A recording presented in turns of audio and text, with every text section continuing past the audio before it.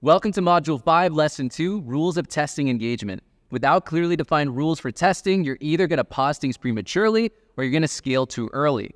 Your emotions will be driving your decisions and not logic. And remember, going back to Lesson 2, Secrets of the Top 1% of Advertisers, the best advertisers think like investors and they execute like scientists. So rational thinking is key.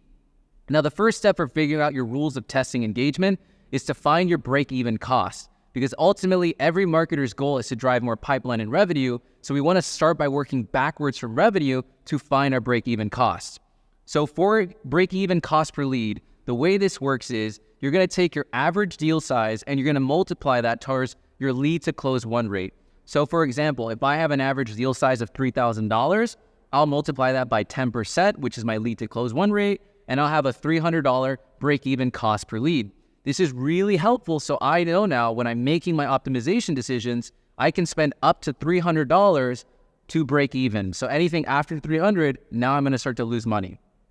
You could even take it a step further if needed, and you can figure out your break-even cost per click. So now if you're using certain bid strategies, if you're using manual bidding, this can inform what you're willing to pay the channel. So when it comes to figuring out your break-even cost per click, you're going to take that break-even cost per lead target and you're going to multiply it times your landing page conversion rate or your form conversion rate if you're using lead gen forms. So for example, we'll take $300, we'll multiply that times 5%, and we'll have a $15 break-even cost per click.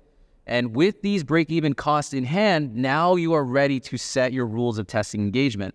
So when it comes to creating your rules, there's no shortage of rules, there's all kinds of rules, but really there's two that I wanted to cover in this course that I use all the time. And the first one is our non-performer rule. So the non-performer rule is how you're going to make decisions on whether you're going to pause an ad if it's not performing. So the rule works like this. You're going to pause the ad if it's spent 2 to 3x your target cost per lead with 0 conversions. So going back to our example, if our ad has spent all time $300 and that's the target, and we spent $600 and $900 and we've gotten 0 leads, 0 conversions, whatever it might be, we're going to go ahead and pause that. So again, this removes the emotional bias, right? So I know my break even is $300. I'm going to allow it to spend 2 to 3x. It spends $600 and $900 max.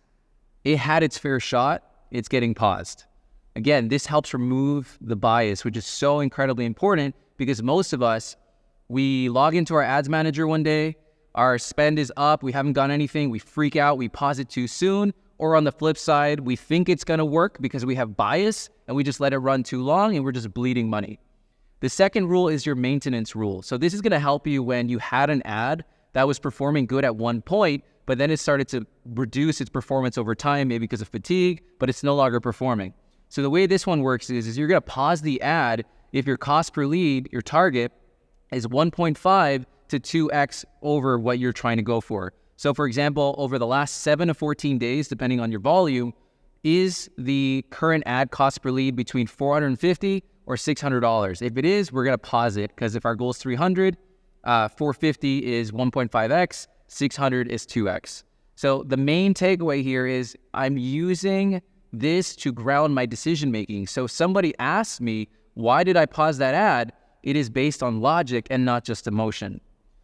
Now, this isn't statistically significant, but it is an easy approach that you can follow repeatedly that will prevent pausing ads prematurely or scaling out of emotion and not logic.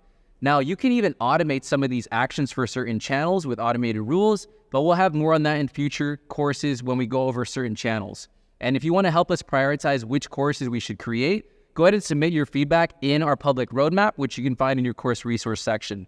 So your action item for this lesson is to create your rules of testing engagement by first figuring out your break-even cost per lead and break-even cost per click. If you found value from this course or this lesson, please help us out by sharing it with a friend or a colleague or leave us a testimonial. Thank you so much. See you in the next one.